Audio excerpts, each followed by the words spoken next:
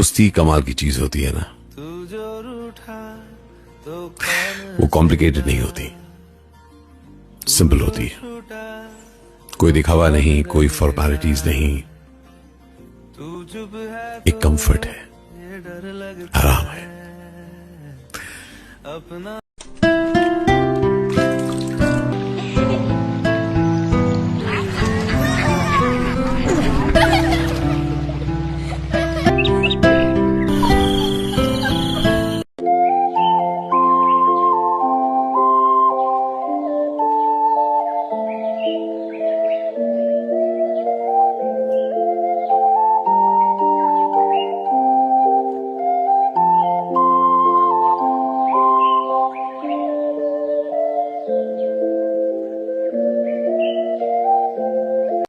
कुछ लोग होते हैं पता है, जिन्हें कोई खरीद नहीं सकता। बस उनकी थोड़ी सी कदर करके देखिए, खड़े खड़े बिक जाते हैं।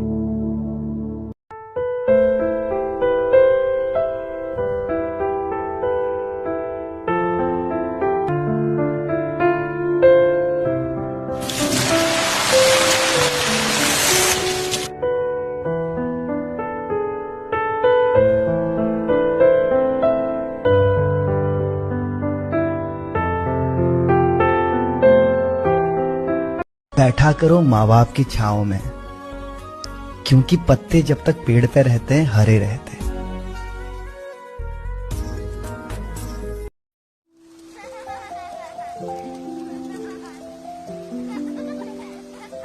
जहाँ दूसरे बच्चे बाहर खेल रहे थे, वहीं आयजा चुपचाप अलग बैठी हुई थी। कभी सेब को देखी जा रही थी या कभी दरख्त पर सेब गिना जा रही थी।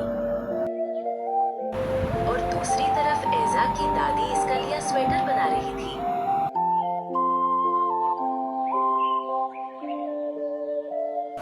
शाम होती कि ये आयजा के बहन भाई भी घर आ गए, जो दादी के काम में मदद कर रहे थे और आयजा कंची खेल रही थी। थोड़ी देर बाद ऐजा ने तीन तरबूज लाई, तरबूज धोई और इन्हें काटा और अपना भाई का साथ मजे से खाया।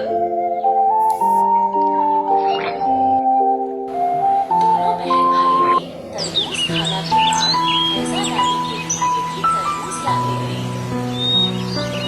दादी ने आयजा को प्यार से गले लगाया।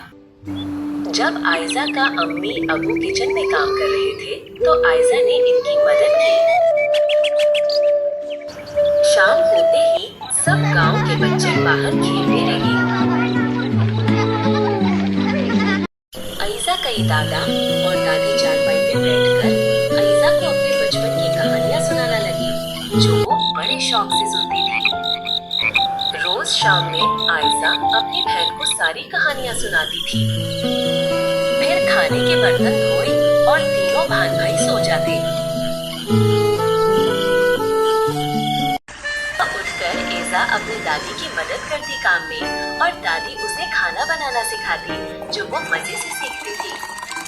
खाना बनाने के बाद जब आयजा की दादी थक के सो जाती, तो आयजा खेत में जाके और बच्चों का साथ अपनी अम्मी की मदद करवाती।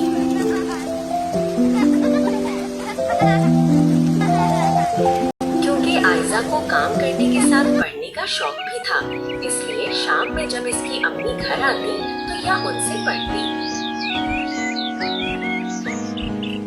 रात को सोने से पहले और उठते ही सबसे पहले अपना सबक याद करती।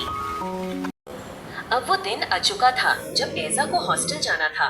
ऐजा की दादी को हॉस्टल का माहौल समझ नहीं आता था, इसलिए उन्होंने इसका लिए गेस्ट हाउस लिया, जहां इसे रहना था, क्योंकि इसी तरफ इनके रिश्तेदार भी था, जिससे वो ऐजा के लिए मुतमईन रहती।